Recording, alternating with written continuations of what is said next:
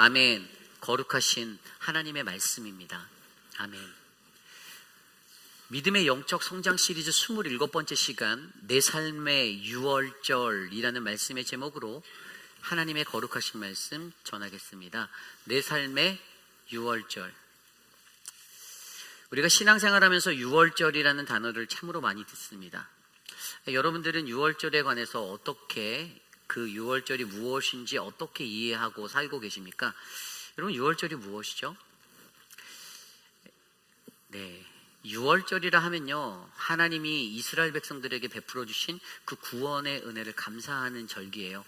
이스라엘 백성들의 3대 절기가 있었죠. 그 중에 하나가 바로 이 6월절인데, 이 6월절에는요, 애굽에서 종살이하던, 노예 생활하던 그들에게 하나님이 그들을 바로의 그 완악함 가운데서 건져내시기 위해서 마지막 10번째 재앙을 베푸실 때 그 애굽의 모든 장자가 죽어가는 그 죽음의 자리에서 어린 양의 피로 말미암아 이스라엘의 백성의 장자들의 생명을 건져주신 그 구원을 기억하는 날입니다. 그게 바로 출애굽이잖아요. 여기 출애굽은 바로 그렇게 6월절과 함께 시작되게 되었습니다. 그런데 오늘 말씀 1절에 보면 6월절이라 하는 무교절이 다가오매 이스라엘 백성들에게 이 6월절과 무교절은 항상 패키지로 따라다니는 절기예요. 그러니까 정확히 말하면 그들이 따지는 정초 니산월 1월 14일이 바로 6월절인데, 그날이 지나 15일부터 시작해서 7일 동안은 무교절이라는 날로 보내게 되어져 있어요. 그러니까 바로의 손에서 그들을 건져주시기 위해서 그 장자들의 죽음을, 재앙을 피할 수 있는 하나님의 구원의 은혜를 어린 양을 통해서 그 피로 그들에게 베풀어 주셨는데, 그렇게 해서 생명을 건짐을 받고 이제 그들이 람셋을 출발해서 이제 애굽을 떠나가는 홍해에 이르기까지 그 거리를 걸어가는 동안을 이제 무교절로 기억하며 7일 동안은 쓴 나물과 그리고 그 달지 않은 어떤 무교병들을 먹어가며 그것에 감사하고 그 날에 하나님의 구원을 기억하는 절기로 바로 이스라엘 백성은 6월절과 무교절로 지켰다. 그것을 7일간 행하였다라는 것들을 기억하면 아마 신앙생활하는 저와 여러분들 안에 6월절에 대한 정확한 이해가 담겨진 그러한 신앙인들이 되는 것이죠. 우리가 너무나도 많이 듣고 잘 아는 이 이야기지만, 그러나 우리가 이 6월절이라는 구원의 역사를 우리가 올바르게 이해하고, 그리고 더 나아가 그 하나님의 구원의 역사를 내 삶에 적용해 보아 과연 나의 삶 속에서는 나는 어떠한 내 인생의 6월절을 내가 준비해야 하는가라는 이 관심이 저는 믿는 이들에게 필요하다라고 믿습니다. 그래서 오늘 말씀은 저는 바로 이 말씀을 통해서 내 삶의 6월절 어떻게 해야 우리가 이 내 삶의 6월절을 맞이할 수 있는가에 대해서 함께 고민해 보려 해요. 오늘 이 시간 저와 여러분 우리에게 주시는 귀한 말씀 속에서 하나님의 은혜가 우리에게 선명히 들리는 거룩하고 복된 예배의 시간 되시기를 간절히 축복합니다. 오늘 첫 번째로 내 삶의 6월절 첫 번째 우리에게 주신 하나님의 말씀은, 우리는 언제나 죄의 시작은 두려움임을 기억해야 한다라는 것이에요. 우리는 언제나 죄의 시작은 두려움임을 기억해야 한다. 사람이 가지고 있는 두려움, 여러분, 저는 그 두려움은 모든 이들에게 다 있다라고 믿습니다. 아마 세상에서 두려움을 갖지 않고 살아가는 사람들은 없을 거예요.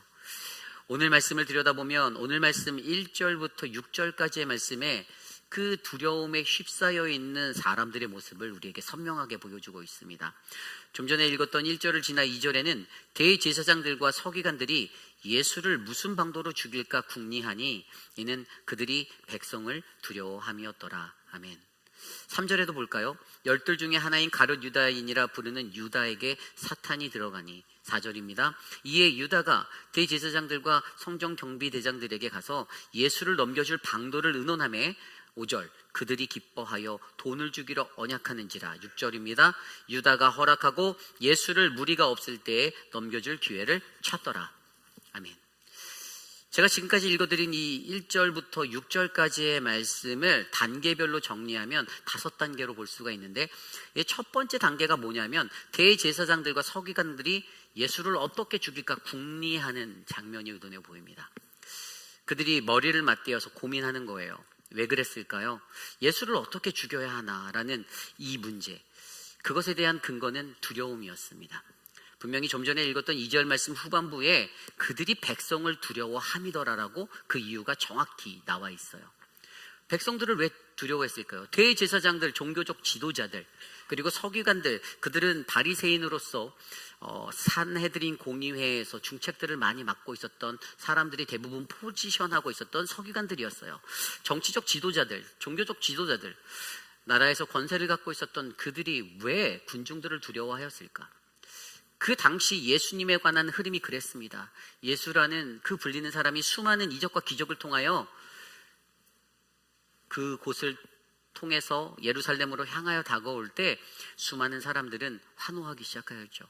그 명백한 증거가 바로 오늘 종료주일을 맞은 이 종료주일에 예루살렘으로 입성하는 예수님, 나귀를 타신 예수님을 향하여 호산나 호산나 종려나무 가지를 흔드는 수많은 군중들의 외침 가운데 그들은 그 절박함이 더욱더 가까워졌습니다. 두려움이 커지게 되었던 것이죠. 여러분, 제가 전에도 설명드렸지만 몇 명이 이 6월절의 시간에 예루살렘으로 모인다고요? 300만 명 이상의 사람들, 그들이 모였습니다. 엄청난 군중이에요. 예수라는 그 한 사람의 말, 그 당시에 예수라는 사람에게로 모든 시선이 쏠려 있었고 아주 센세이션한 그러한 이슈를 일으키는 그 한 사람을 향하여서 사람들이 모두 다 초집중을 하고 있을 때 그가 던지는 그 한마디 한마디는 엄청난 파급력을 가지고 있었습니다. 그 당시에 대제사장과 서기관들은 과연 예수라는 이 존재로 인하여서 폭동이 일어나진 않을까? 우리의 체제가 전복되진 않을까라는 그 갈등과 두려움에 휩싸이게 되었던 것이죠. 그렇습니다. 대제사장들이 가지고 있는, 서기관들이 가지고 있는 그 노력하려고 하는 그 국리, 예수를 어떻게 죽일까, 이 문제는 철저하게 두려움에서부터 시작된 것이었습니다. 아울러 오늘 이 대제사장들과 서기관들이 궁리하는 것을 시작으로 세상에 악이 가득하여 이 악의 퍼즐이 완성되어지는 그림이 일어났는데요. 두 번째로 어떤 일이 일어나냐면 사단이 역사하게 되었어요. 두려움이 생겼더니 사단이 역사합니다. 어떻게 되었습니까? 아까 읽었던 3절 말씀에 가룟신이라 부르는 유다에게 사탄이 들어가니, 사단이 가룟 유다에게 들어갔어요. 두려움이 만든 그 잔재물로 사단이 역사하기 시작합니다. 여기에서 멈춥니까? 아니에요. 그 다음에 일어났던 것은 악의 향연이 일어납니다. 기뻐함이 일어나요. 4절 5절입니다. 이에 유다가 대제사장들과 성전 경비대장들에게 가서 예수를 넘겨줄 방도를 의논하매 5절 그들이 기뻐하며 돈을 주기로 언약하는지라. 악의 연대가 일어났어요. 악의 향연이 일어나요. 사단이 들어간 유다에게 또 다른 악과의 연대할 기회가 주어지고 그들이 그 연대함을 통해서 기뻐합니다. 예수를 어떻게 죽일까, 어떻게 쫓아낼까를 궁리하던 자들과 사단이 역사한 가룟 유다를 통해서 악의 향연이 일어나고 있습니다. 그리고 나서 어떠한 일들이 일어납니까? 그 다음에 그 뒤에 나오는 6절 말씀을 통해서 유다가 허락하고 예수를 무리가 없을 때 넘겨줄 기회를 찾더라. 드디어 그들이 마음을 합하여 어떻게 하면 예수를 넘겨줄까라는 그 기회를 찾는 이 죄악된 모습들이 일어나기 시작했습니다. 여러분, 이 이야기를 들으며 무엇을 느끼십니까? 저는 오늘 말씀에서 여러분께 전한 대로 언제나 우리의 죄의 시작은 두려움이다라는 것들에 대해서 여러분과 나누고 싶어요. 두려움. 세상에 살아가는 모든 사람들은 두려움을 갖고 살아가죠. 심리학자였던 레츠가 이런 말을 했습니다. 사람이 소유한 감정 중 두려움만큼 우리의 판단력을 흐리게 하는 것은 없다라고 말합니다. 여러분, 그런 적 있지 않으신가요? 어떤 사람, 우리가 전혀 생각하지 않았던 사람이 어떨 때 갑자기 그가 변해서 전혀 다른 그 텐션으로, 다른 애티튜드로 공동체 안에서 움직이고 행동할 때를 발견할 때가 있어요. 그때 우리는 이렇게 말하죠. 그 사람이 그럴 사람이 아닌데 라고 얘기할 때가 있어요. 그런데 그러한 자들의 삶을 자세히 들여다보면 두려움이 그들과 함께 동행하고 있습니다. 두려움이 그들의 삶을 덮었어요. 여러분, 제가 예전에 그 읽었던 책 중에 여러분 파친코라는 거 책 읽어보셨어요? 소설이에요. 그 책은요, 제가 전에 부교육자로 사역할 때 그 책이 저희 성도들 안에서 좀 유명하게 이렇게 퍼져서 돌려보시고 막 그래서 저도 읽어봤는데 그 이미나 작가가 썼던 그 2019 9년도에 소설을, 사실 요즘에는 그걸 또 드라마로도 이렇게 해서 나온 거로, 애플 TV에서 나왔던 거로 제가 이해하고 있는데, 그 파친코의 이야기가 일제 강점기 조선인들의 삶의 애환을 그린 그러한 이야기거든요. 이민자들에게 매우 너무 가깝게 다가올 수 있는 내용을 다루고 있었어요. 그런데 그 책에 그 주인공의 마음을 흔들었던 한 구절이 나오는데, 어떤 구절이냐면, 두려움이 내 몸을 멋대로 주무르게 놔두면 나중에 내 몸의 윤곽조차 낯설어질 겁니다. 그걸 내 몸이라고 할 수 있겠나요? 라는 그 대사가 나와요. 근데 이 부분에서 두려움에 관한 것을 느끼는 이 주인공이 느끼는 자신의 윤곽이 희미해진다. 이게 무슨 말이냐면, 우리 인간에게는, 저라는 사람에게는 저에게 맞는, 여러분들의 사람이라는 여러분들의 개인에 맞는 그 윤곽이 다 있다라는 거예요. 김준영 목사, 그러면 김준영 목사님의 윤곽이 있어요. 이 사람은 이런 모습의 사람이다. 그런 모습의 윤곽이 있는데, 두려움 때문에 그 윤곽이 흐려진다라는 거예요. 이게 뭐냐면 우리의 마음의 상태, 우리의 마음도 똑같다라는 거죠. 두려움이 우리의 마음속에 들어와서 그것을 우리가 받아들이게 되는 순간, 두려움에 휩싸이게 되는 순간, 나와 내 주변을 구별하는 그 윤곽이 희미해지고 흐려지게 되는 그 혼미함에 빠지게 된다는 거예요. 어디서부터 어디까지가 내 자신인지, 내 진짜 모습인지 생각조차 할 수 없게, 이게 내가 하는 게 맞는지 틀리는지 흐리멍텅하게 만드는 그 역사가 이 두려움 가운데서 일어나게 된다는 것을 설명해 주는 것이에요. 여러분, 두려움이라는 것은요, 온전한 나를 만들어주는 그 윤곽을 깨뜨려 버리는 것입니다. 그래서 두려움을 우리가 경계해야 돼요. 우리는 분명히 너무나도 잘 알고 있어요. 하나님의 말씀을 통해서 이스라엘 백성들에게 하나님은 그들을 출애굽하여 인도해내는 그 과정 속에서도 신명기 1장 29절 30절 말씀을 통해서, 내가 너희에게 말하기를 그들을 무서워하지 마라, 두려워하지 마라. 너희가 가는 길에 여호와께서 너희를 위하여 너희 목전에서 모든 일을 행하신 것 같이 이제 내가 너희를 위해 싸우겠다라고 말씀하신 그 가르침을 알고 있습니다.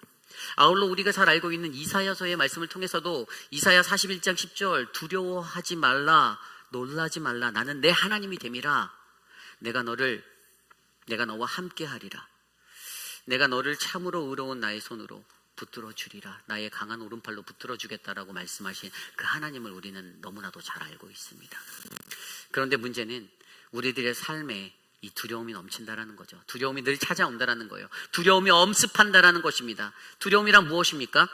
위험을 느껴서 내 마음이 불안해지고 안정성을 잃어버리는 감정의 상태가 불안이에요. 무언가를 내가 놓칠까봐, 내가 빼앗길까봐, 내가 붙잡고 있는 것을 빼앗길까봐 벌벌벌 떠는 상태, 그것을 설명하고 있습니다.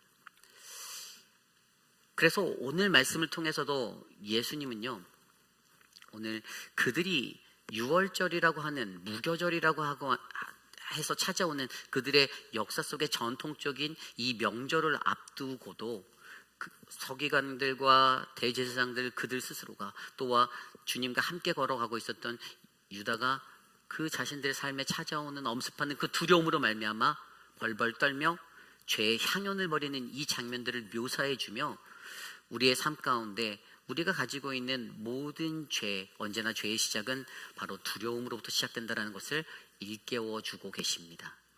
여러분, 우리의 삶 가운데 우리가 떠안고 있는 이 죄의 자리를 바로 우리가 갖고 있는 두려움으로부터 시작되는 것이라는 것을 기억하시길 바랍니다. 내 문제인 거예요. 내가 두려워서. 물론 인간은 연약한 존재예요. 그래서 두려워할 수밖에 없습니다. 세상에 두려움을 안 갖는 사람이 어디 있겠어요. 저도 두려운 게 있어요. 저도 무서운 게 있습니다. 그런데 중요한 것은 우리가 신앙인으로서, 하나님의 백성으로 이 땅에서 살아갈 때 우리는 우리 보고 두려워하지 말라라고, 내가 너와 함께 하겠다라고 말씀하시는 그 하나님을 꼭 붙잡으셔야 된다는 것입니다. 어떠한 모습으로 내가 이 땅을 살아가는가? 두려움에 쌓여서 소설을 쓰고 하지 말아야 될 공동체를 어지럽히는 그 선을 넘는 행위로 나아가서 공동체를 흔들어 버리고, 그것이 답이 아니라 하나님을 믿는 거예요. 나와 함께 하시겠다라는 그 하나님의 그 말씀을 내가 믿는 거예요. 그분을 붙잡는 겁니다. 여전히 변함없이 나와 함께 하시는 그 하나님을 내게 있음을 믿고 그 어떠한 상황과 환경 속에서도 흔들리지 않고 오직 주님만을 바라보며 담대하게 나아가는 그러한 믿음의 사람들이 저는 이곳에 가득 채워지기를 간절히 소망합니다. 여러분, 내 삶의 유월절을 맞기 원하십니까? 가장 먼저 우리를 사로잡고 있는 그 죄에 시작되는 그 두려움이라는 점을 지워내시기를 바랍니다. 성령으로, 하나님의 말씀으로 더욱 강건하게 채우시길 바랍니다.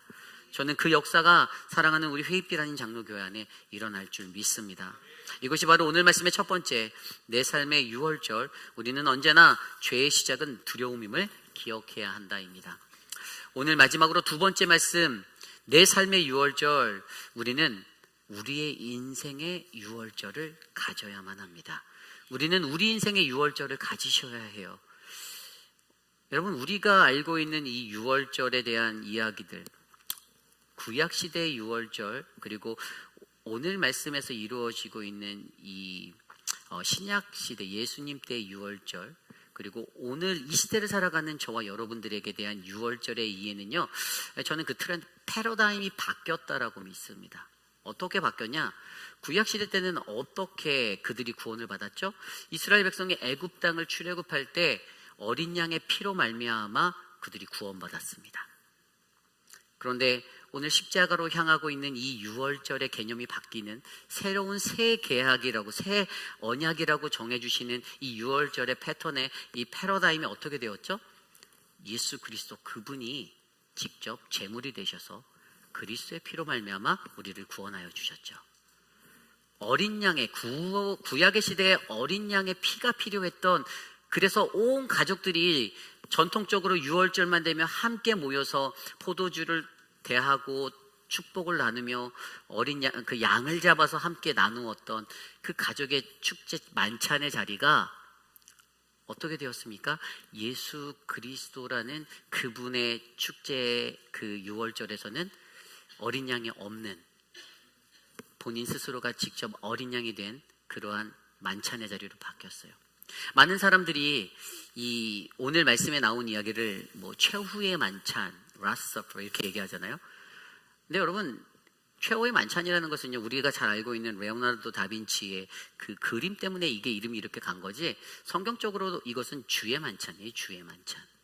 주의 만찬이 정답이에요. 주의 만찬이에요. 그리고 오늘날 그것이 무엇입니까? 우리가 그것이 바로 성만찬이죠. 예수님을 지난 이후에 오늘 이 시대를 살아가는 우리에게 그것은 성만찬, 유카리스트라고 하는 성만찬이 되는 거예요. 근데 여러분, 정말로 우리가 최후의 만찬이 주의 만찬이 되고 성만찬이 된다라는 이 진리를 이해해야만 우리 안에 진정한 그 유월절을 우리가 가질 수가 있는 거예요. 아무리 수없이 많은 유월절의 시간, 명절을 보냈어도 우리가 하나님의 말씀 앞에서 이것을 그냥 최후의 만찬에 머물러 있다라면 우리는 구약시대에 그냥 거하는 신앙의 삶을 사는 거고요. 우리가 그냥 주의 만찬의 그 자리에서 멈춰 있으면 우리는 그냥 신약 성경의 예수님의 그 시대에 묶여 있는 것이고, 오늘 이 시대를 살아갈 때 우리가 성만찬의 자리의 삶을 살기를 원한다라면 내가 이 유월절을 나의 유월절로 만들 수 있는 그 믿음의 그리스도인들이 되는 것입니다. 저는 오늘 이 포인트에서 이것을 여러분들께 좀 설명해 드리려고 해요. 그럼 어떻게 하면 우리가 어떻게 준비해야, 어떻게 해야 우리가 이 유월절을 나의 유월절로 만들 수 있겠는가? 오늘 말씀은 그것을 정말 정확하게 너무나도 영적으로 잘 풀어주고 있거든요. 오늘 7절 말씀에 보면 유월절 양을 잡을 무교절 날이 이른지라. 구약의 정신 가운데 이들에게 지금 오늘 이들에게 유월절을 기다렸던 이 사람들에게 양을 잡아야 하는 필수가 필요했어요. 그런데 중요한 건 오늘 그들의 식탁 위에는 양이 없었습니다. 떡과 빵과 포도주만 있었어요. 그리고 예수님께서는 그것을 나누시며 뭐라고 하십니까? 이것을 나누며 나를 기념하라. 이것은 내 잔이고 이것은 내 살이고, 떡과 잔을 나누며 이것을 통하여 나를 기념하라라고 말씀하십니다. 자, 그런데 여기에서 가장 중요한 한 가지를 보는데, 어떻게 하면 우리가 이것을 잘 준비할 수 있는가? 그 말씀의 은혜가 바로 오늘 말씀에 계속해서 이어지고 있어요. 자, 보면 8절에 이렇게 나옵니다. 예수께서 베드로와 요한을 보내시며 이르시되 가서 우리를 위하여 유월절을 준비하여 우리로 먹게 하라라고 말씀하십니다. 베드로와 요한 두 제자를 부르셔서 우리를 위하여 유월절을 준비하라. 유월절은 항상 우리를 위한 것이었어요. 우리를 위한 거, 우리를 구원하시기 위한 그 은혜가 바로 유월절입니다. 그런데 오늘 그 말씀에 이어서 9절에는 뭐라고 나오냐면 이 베드로와 요한이 여짜오되 어디서 이것을 준비하냐고 묻는 거예요. 어디서?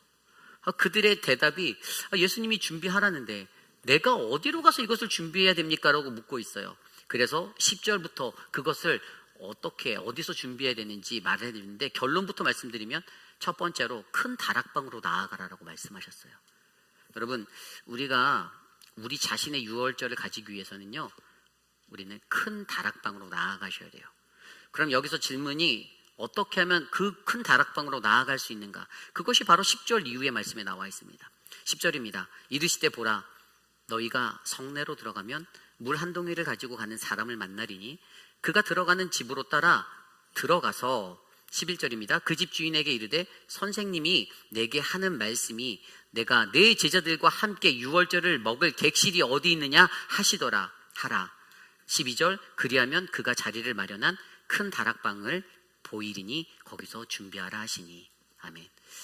자, 제가 이제 지금까지 읽어드린 이 구절을 영적으로 풀어드리겠습니다. 첫 번째, 성내로 들어가라 말씀하십니다. 큰 다락방으로 가기 위해서 여러분 성내로 들어가야 해요. 성내로 들어가야 한다라는 말은 무엇입니까? 현재 그들이 서 있는 곳은 성 밖이라는 얘기예요. 성내에 들어와 있지 않다라는 겁니다. 성 밖의 인생들이에요.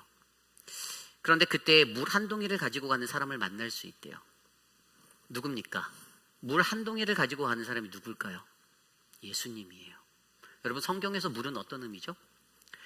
생명입니다. 그리스도, 예수 그리스도는 우리에게 그 생명의 근원이 되시는 분이에요. 그분을 만나야 한다라는 것이에요. 그분을 만나야 된다라는 것에 대해서 얘기하고 있어요. 그래서 세 번째 뭐죠? 그가 들어가는 집을 따라 들어가라. 예수를 만나서 그를 따라 들어가야, 그만 따라가면 된다는 거예요. 예수님만 따라가면, 그분을 따라, 그분의 말씀대로 그분의 말씀을 듣고 따라가면 어떻게 된다고요? 그 집 주인을 만난대요. 집 주인이 누굴까요? 하나님이에요. 하나님. 예수 그리스도를 통하여 아버지 하나님께 이룰 수 있다라는 거예요. 그러면서 그 아버지 하나님 만나면 뭘 하라고요? 다섯 번째로 유월절을 준비할 수 있다라는 거예요. 여러분, 유월절, 나의 유월절을 가지기 위해서 우리가 나의 유월절을, 내 인생의 유월절을 만들기 위해서 가장 먼저 중요한 건 우리가 그 큰 다락방으로 나가야 하는데, 그것의 가장 기초적인 것은 예수 그리스도를, 생명 되신 예수 그리스도를 제대로 만나서 그분의 인도하심에 따라 하나님 앞에 가는 것입니다. 오늘 이 말씀에 이런 영적인 은혜가 담겨 있는 거예요. 해석이 담겨 있는 거예요. 그런데 우리가 사실 이런 삶들을 해나가기가 너무 쉽지 않아요. 그런데 그 큰 다락방에 가면 어떠한 것이 있을까요? 여러분, 이 큰 다락방이라고 말한 말씀이 정해진 11절에 그리하면 그가 자리를 마련한 큰 다락방을 보이리니라고 설명하고 있어요. 자리를 마련한 큰 다락방. 여기서 큰 다락방이란 단어는 헬라어로 스트로님이라는 단어예요. 이것은 영어 성경에 보면 ESV 영어 성경 12절에 어떻게 되어 있냐면 He will and he will show you a large upper room furnitured라고 되어 있어요. 마련한, furnitured.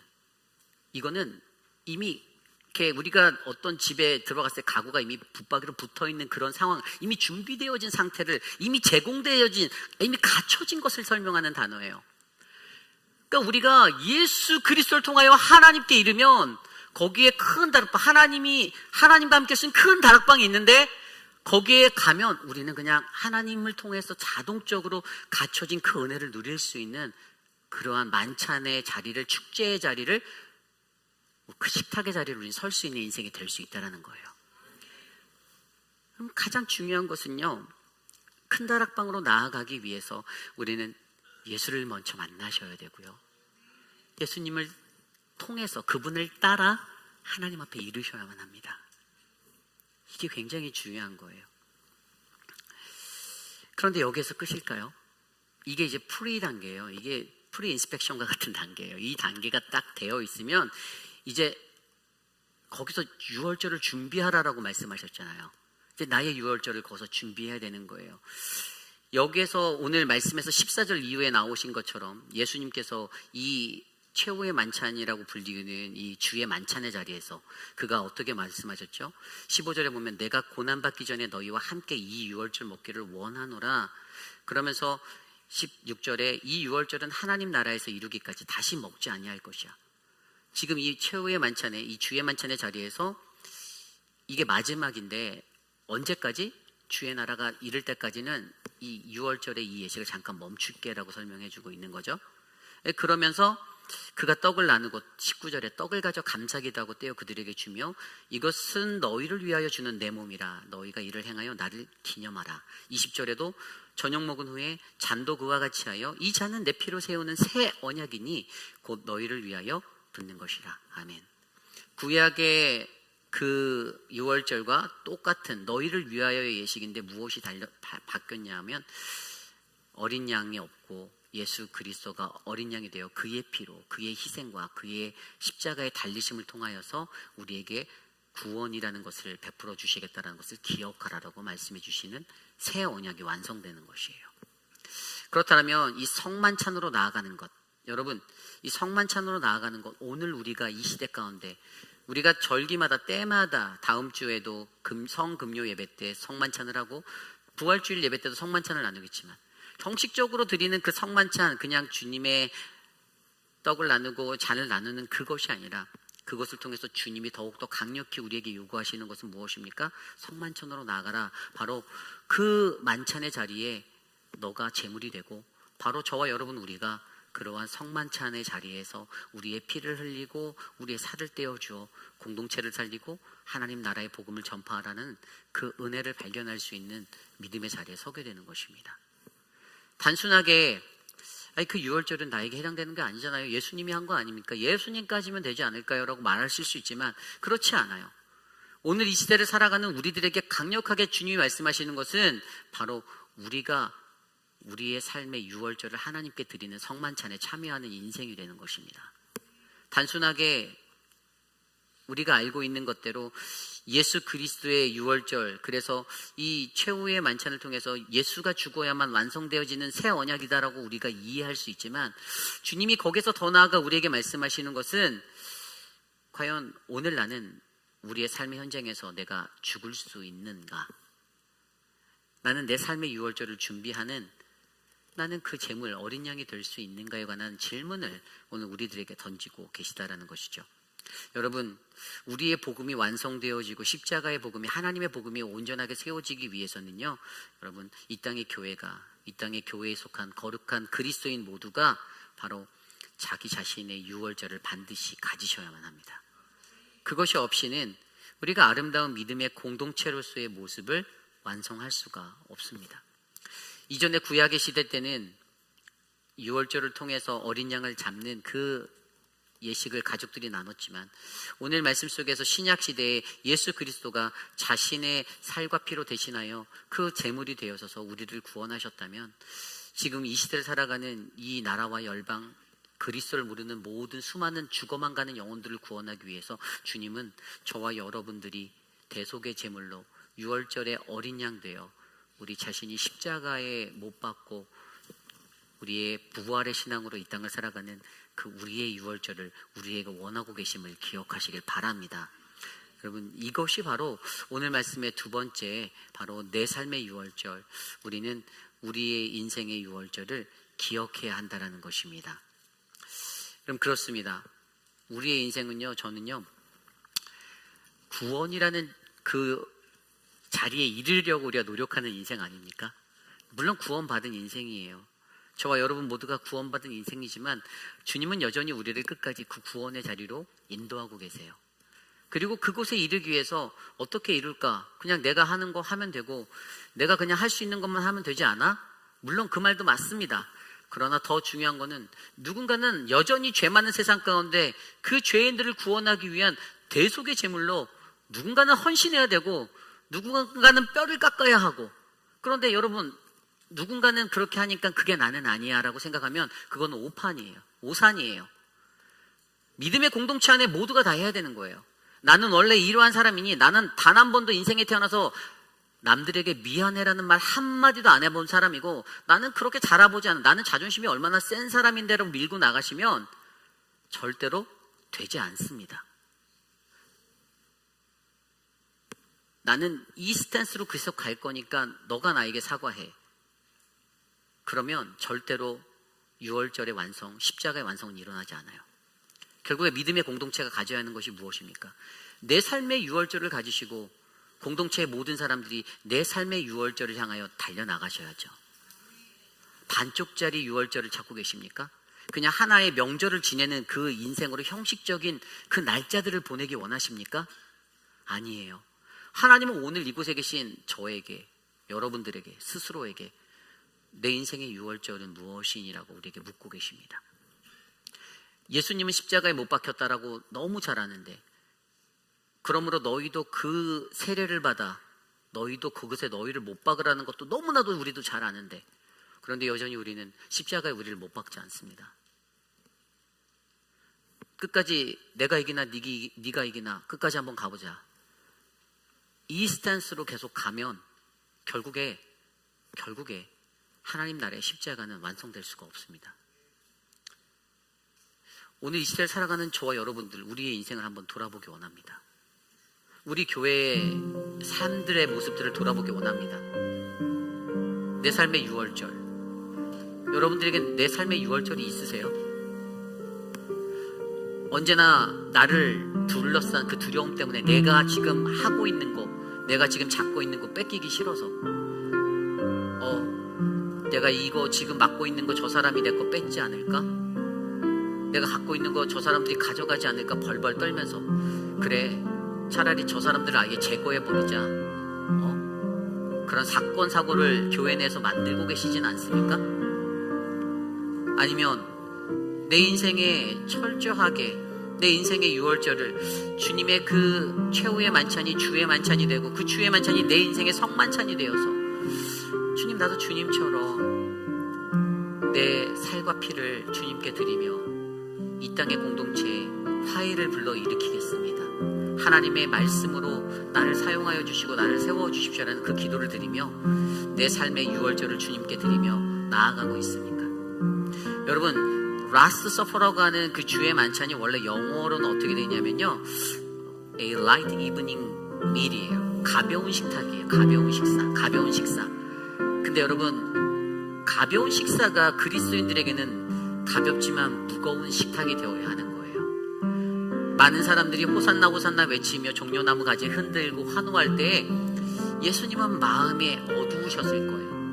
이제 일주일도 안 남았어. 일주일. 내 생명의 시간은 그거라는 것을 알았기에 저 사람들이 제국을 정복하고 로마라는 제국을 정복하고 내게 찾아올 영광들에 환호하고 있었다라면 예수님은 이제 내게 남은 시간이 얼마 없는데라는 것으로 가슴 아파 입을 열지 못하며 오늘 십자가로 향하기 전날 그의 제자들과 함께하는 그 자리에서 이러한 고백을 나누며 너희의 인생에 이 만찬의 자리가, 이 식탁이 필요한데, 이 이브닝 밀과 같은, 라이트 이브닝 밀과 같은 이 식탁이 너희에게, 주의 만찬이 너희에게 필요한데, 너희의 삶의 그 성만찬이 필요한데, 너희는 그 만찬을 너희는 이룰 수 있니라고 우리에게 묻고 계신다라는 거예요. 어떠한 인생을 살기 원하십니까? 오늘 말씀 마지막에도 보면 이 땅에 존재하는 모든 사람들의 모습을 나타내는데 21절에 그러나 보라, 나를 파는 자의 손이 나와 함께 상위에 있도다.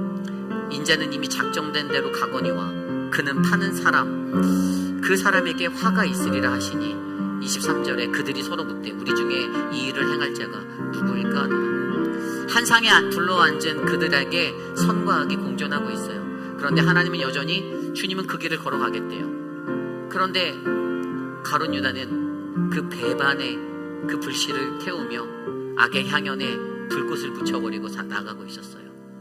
여러분, 우리들의 인생을 되돌아봅시다. 혹시라도 내가 끝까지 고집하는 거 있다라면 그것도 내려놓으시기 바랍니다. 하나님 앞에 하나님의 뜻을 구하고 하나님의 은혜를 구하고 내 인생의 6월절 되시는 그 예수 그리스도의 은혜로 내가 생명 얻었으니 주님 나도 한 마리의 어린 양이 되어 주님처럼 주님의 공동체를 위하여, 몸된 교회를 위하여, 내 가정을 위하여, 이 나라 이 민족을 위하여 주님 내가 헌신 찬양했습니다. 결단하는 우리들이 많아지시기를 간절히 축복합니다.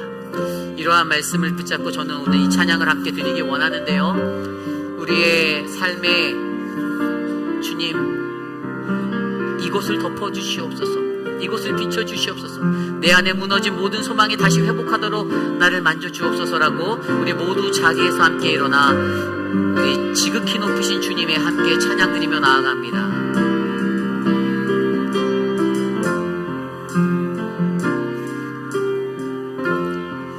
지극히 높은 주님의 날 지성소로 들어갑니다. 세상의 신을 덮고서 주보좌 앞에 엎드리리. 내 주를 향한 사랑과 그 신뢰가 사그러져 갈 때 하늘로부터 이곳에 장막이 높이. 우리 다시 한번 고백할까요? 지극히 높은 주님의 나 지성소로 들어갑니다. 세상의 신을 벗고서 주보좌 앞에 엎드리니. 내 주를 향한 사랑과 그 신뢰가 사그러져 갈 때 하늘로부터 이곳에 장막이 덮이네.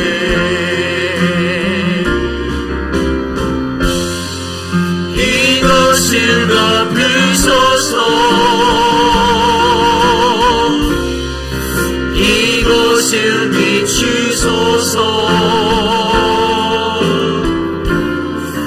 내 안에 무너졌던 모든 소망 다 회복하리니. 이곳을 지나소서. 이곳을 만지소서. 내 안에 죽어가는 모든 열매 다 살아나리. 이곳을 덮으소서. 이곳을 덮으소서. 이곳을 비추소서. 내 안에 무너졌던 모든 소원 다 회복하리니. 이곳을 지나소서. 이곳을 만지소서. 내 안에 죽어가는 모든 예배 다. 우리 두 손 높이 들고 마지막으로 고백합니다. 이것을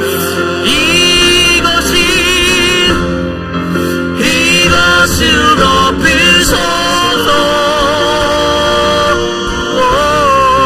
이것을 만지소서. 내 안에 무너졌던 모든 소망 다 회복하리니. 이것을 지나서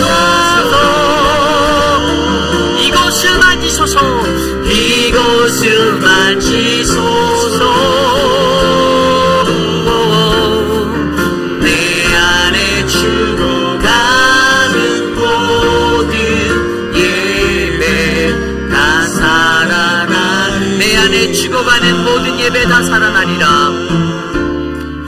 내 안에 죽어가는 모든 예배 다 살아나리라.